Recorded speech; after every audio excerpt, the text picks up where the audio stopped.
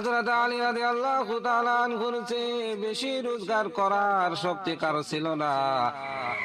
খাইবারের যে ফটক 40 জন লোক মিলে খুলতো, সেই ফটক তিনি এক হাতে ধরে দূরে নিক্ষেপ করেন।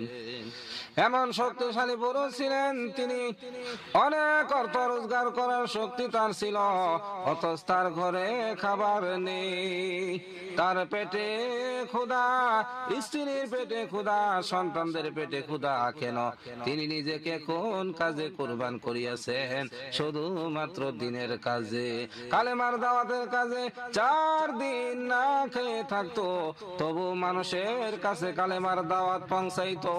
হযরত আলী রাদিয়াল্লাহু তাআলা আনহু শীতের মধ্যে বাইরে ঘোরাফেরা করতেছেন, মনটা বেজার এবং অস্থির।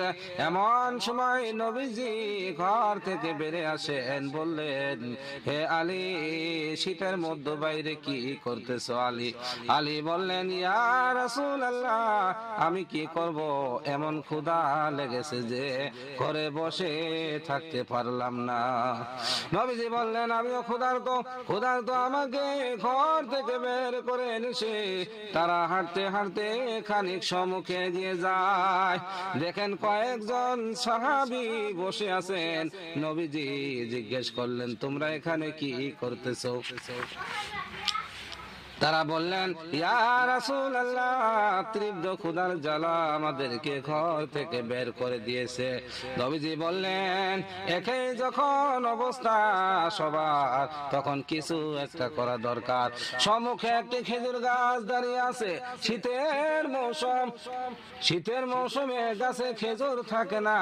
নবীজি বললেন, যাও আলী, গিয়ে গাছটিকে বলো আল্লাহর রাসূল বলেছেন আমাদেরকে খেজুর খাওয়াও। হযরত আলী দৌড় দিয়ে খেজুর গাছটিকে নবীজির পয়গাম শোনান। সঙ্গে সঙ্গে গাছের ডাল পাতার মধ্য থেকে জোর করে তাজা খেজুর পড়তে শুরু করে। হযরত আলী রাদিয়াল্লাহু তাআলা আনহু কুসাফতে করে খেজুর নিয়ে ফিরে এলেন। নবীজি বললেন, খাও, ক্ষুধা নিবারণ করো। সকলে পেট ভরে খেলেন। নবীজি নিজেও খেলেন, কিছু বেঁচে গেল। নবীজি বললেন, যাও আলী, এইগুলো নিয়ে ফাতেমাকে দিয়ে আসো, সেও কয়েকদিন যাবত খানা খায় না। নবীজি ও তার সাহাবীগণ এমন ক্ষুধার্ত পেটেও মানুষকে কালেমার দাওয়াত দিয়েছেন। আর দেখুন আমাদের চেয়ে খেজুর গাছগুলো কত ভালো।